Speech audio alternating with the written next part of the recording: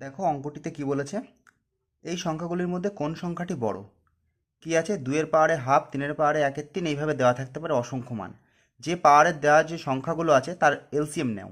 2, 3, 4, 6, এর এলসিএম কত? 12। 12 দিয়ে কি করবে, যে পাওয়ারের সংখ্যাগুলো আছে সেগুলোকে গুণ করে দেবে, শুধু গুণ করে দাও। কত হলো?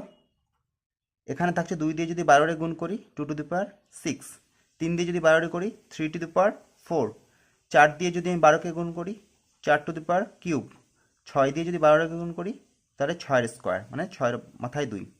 তাহলে 2^6 মানে কত? 2^5 মানে 32, তার মানে 2^6 মানে 64, 3^4 মানে কত? 81, 4^3 মানে কত? 64, 6-এর স্কোয়ার কত? 36। তাহলে কোনটা আমরা বড় পেলাম? এই যে 81, মানে কে? 3^1/3, এই সংখ্যাটি আমাদের সব থেকে বড় সংখ্যা। তাহলে বোঝা গেল মেথডটা কি, পরীক্ষা আসলে পারবে। যদি ভালো লেগে থাকে